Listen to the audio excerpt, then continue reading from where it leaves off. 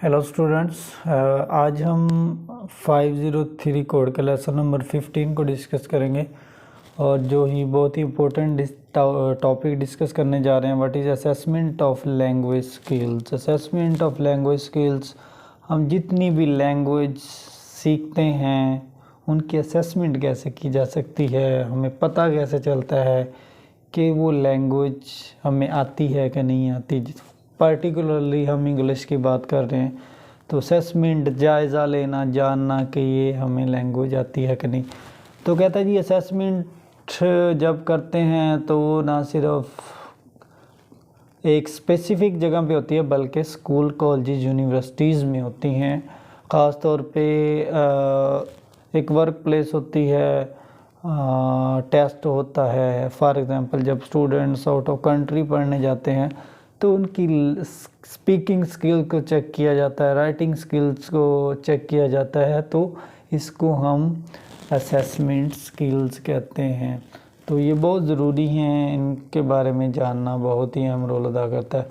तो कहते हैं जी असेसमेंट हिस्ट्री इसकी क्या है, असेसमेंट की ना हिस्ट्री क्या कहती है असेसमेंट की, तो इसके बारे में जानते हैं कि लैंग्वेज असेसमेंट क्या होती है, किसने इंट्रोड्यूस करवाई।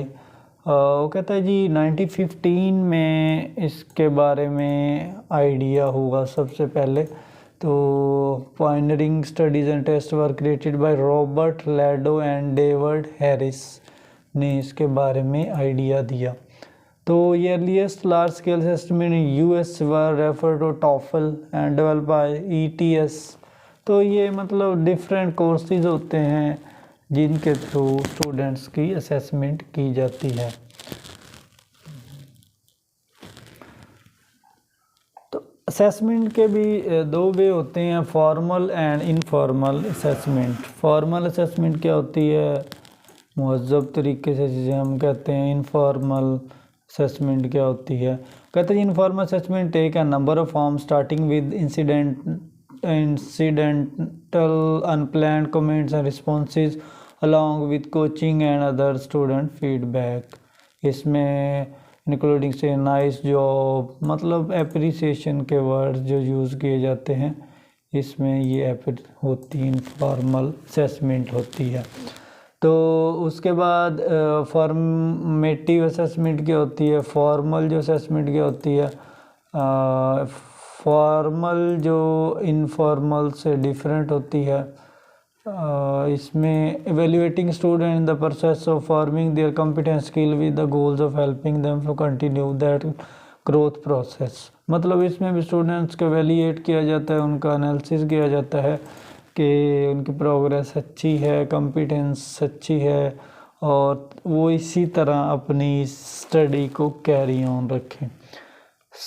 समेटिव असेसमेंट क्या होती है, मतलब इट एम्स टू मेजर और summarise what a student has grasped and typically occur at the end of the course और यूनिट इंस्ट्रक्शंस। वो कहते हैं समरी के तौर पे जब एंड पे स्टूडेंट्स सारा कुछ तैयार कर लेते हैं, एंड पे उनको आइडिया हो जाता है, तो स्टूडेंट्स का एनालिसिस किया जाता है कि उसने क्या कुछ सीखा है इसके बारे में। उसके बाद टेस्टिंग, असेसमेंट एंड टीचिंग क्या होती है, मतलब टेस्टिंग क्या रोल अदा करती है, assessment fit. It show important relationship among testing, assessing and teaching. However there are some difference between language assessment and testing. इसमें डिफरेंट टेस्ट क्या होता है, टेस्ट मतलब in simple term method of measuring a person ability, knowledge या performance in a given domain. मतलब test कोई भी हो सकता है, ख़ास किस्म का टेस्ट भी हो सकता है, एग्जामिनेशन टेस्ट भी हो सकता है, मतलब कोई भी टेस्ट कंडक्ट किया जा सकता है। तो ये बहुत ही अहम रोल है। टेस्ट से भी असेसमेंट की जा सकती है, स्कूल्स में होते हैं, कॉलेजेस में होते हैं, ये तो वही टेस्ट हैं, मतलब method of measuring personal ability इसको हम कहते हैं, टेस्ट असेसमेंट।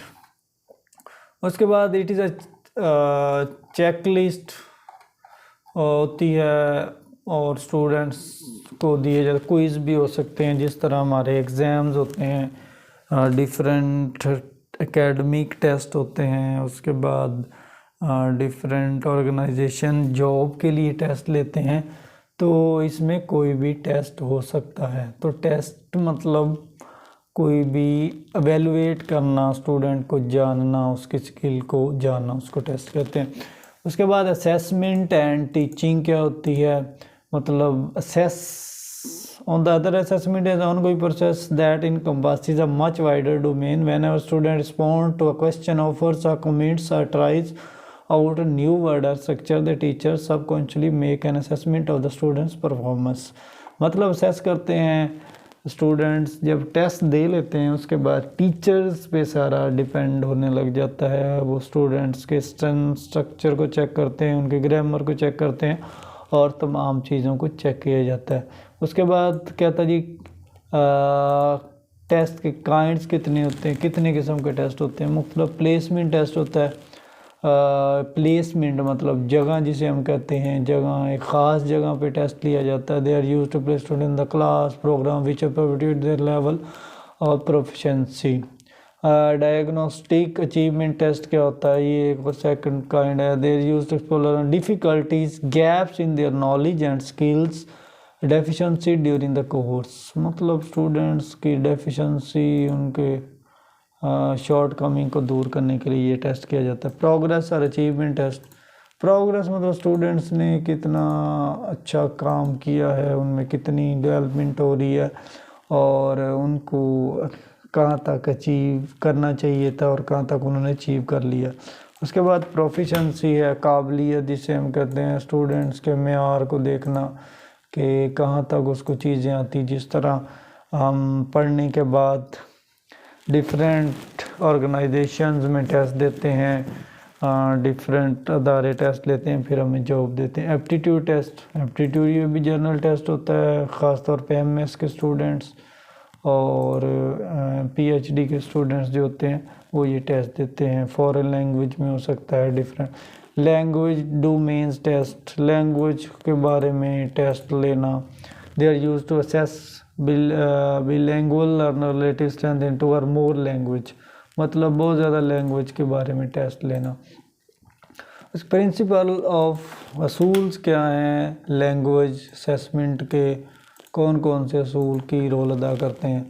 वैलिडिटी है, वैलिडिटी क्या होती है, test value, test what is suppose to test if it produce similar result to some other measure that it we can show that test A give us the same kind of result as test B। मतलब उसकी काबिलियत को जानना कि A test में उसने कितने marks लिए हैं और B टेस्ट में कितने मार्क्स हैं। अगर दोनों में सेम है तो मतलब जिस तरह हिस्ट्री या बायोलॉजी है, दोनों में सेम हो नहीं सकते। वो कहता है जी it is not valid test writing ability with an essay question that requires special knowledge of history biology unless all student share their same knowledge. उसके बाद रिलायबिलिटी है, रिलायबल होना चाहिए। Good test should give consistent result if the same group of student took the same test twice with in 2 days with reflecting on the first test they should get the same result on each question. मतलब ये reliable होना चाहिए, students पे इंसार करना चाहिए। ये test बहुत ही अहम रोल अदा करते हैं स्टूडेंट्स की लर्निंग में। वॉश बैक इफेक्ट, टीचिंग में become dominated by needs of future test and their components as teachers want their student to pass test and exam.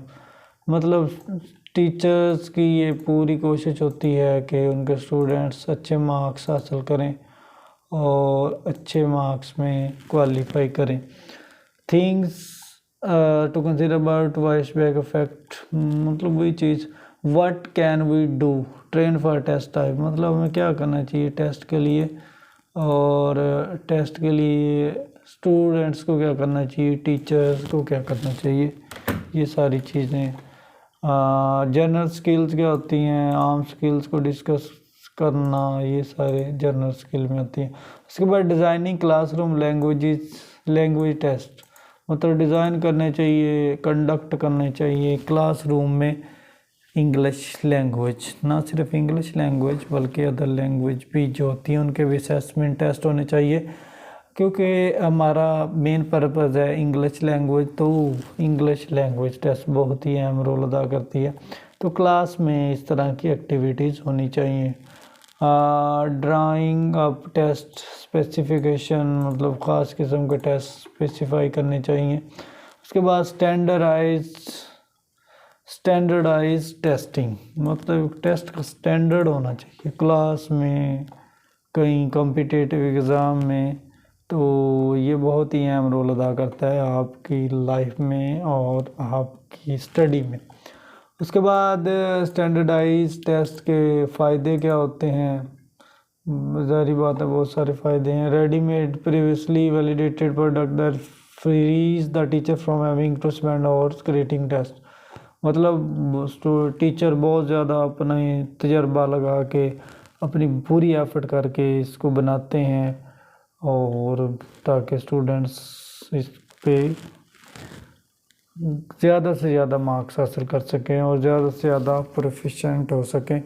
इस तरह डिसएडवांटेजेस भी हैं, बहुत ज़्यादा टाइम लगता है, टीचर्स बहुत ज़्यादा टाइम देते हैं और रिज़ल्ट अच्छे नहीं आते। नॉन रेफरेंसेड टेस्ट, ये भी एक टेस्ट की किस्म है। इसमें these test are standardised test design to compare and rank test taken relation one another, students को कंपेयर किया जाता है, उनका रिलेशन देखा जाता है कि स्टूडेंट वो अच्छा है बुरा है, ये सारी चीज़ें इसमें आती हैं। उसके बाद क्राइटेरियन रेफरेंसेड टेस्ट, क्राइटेरिया क्या होता है, ये सारी चीज़ें इसमें। तो आज के हमने लेक्चर में टेस्ट्स के बारे में डिस्कस किया कि टेस्ट कितनी किस्म के होते हैं और असेसमेंट स्टूडेंट्स की कैसे की जाती है।